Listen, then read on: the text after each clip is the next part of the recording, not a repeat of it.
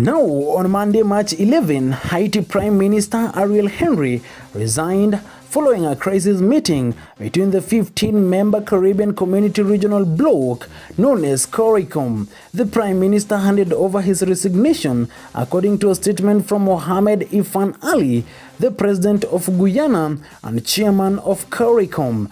He stated this, and I quote, "We acknowledge his resignation upon the establishment of a transitional presidential council and naming of an interim prime minister," end of quote. The move by Henry to assume power after President Jovenel Moise's assassination in 2021 was received bitterly by Haitians, more so gangs that regained terror in the Caribbean nation thereafter. The now former prime minister had taken the reins and elected, which seemed to have accelerated the perpetual unrest, with gangs mushrooming across the nation, all seeking dominance and more influence. Since then, gangs have been causing havoc in the nation, with kidnapping cases rising and endless murders being reported. Rights groups indicate that about 10 people are kidnapped every day in the capital, as gangs depend on ransom money to sustain themselves. As the gangs gained more dominance, a gang under the name G9, led by former police officer Jimmy Shirizia, nicknamed Barbecue, took more prominence in protesting the illegality of the government in place.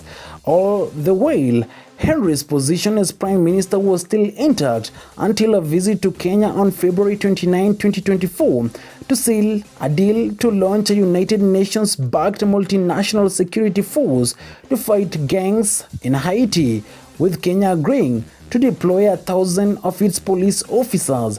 The move sparked more violence, with Barbecue calling for Henry's resignation and that he stay away from the country, warning of more dire consequences should the Prime Minister fail to step down.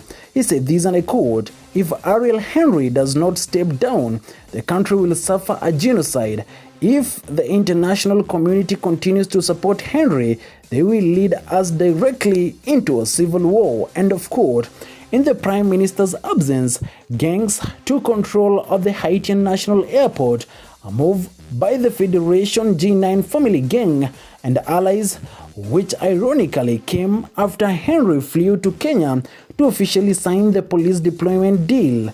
Shirizia had explained that the plan was to capture the entire government and repulse any efforts to have foreign officers deployed in their country. He said this, and I quote, "With our guns and with the Haitian people, we will free the country," end of quote. The assumption of control of the airport blocked efforts by Henry to return to the country following his trip to Kenya, to which he was forced to divert to San Juan, the capital of the Dominican Republic. His plane was later diverted to the U.S. territory of Puerto Rico, where he has been domiciled since then.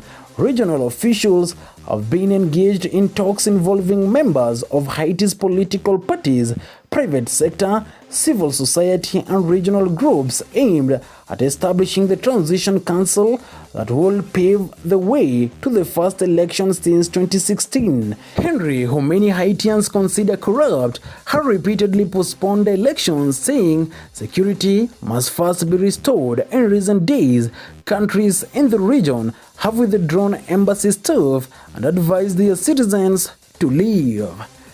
This is Cuba News.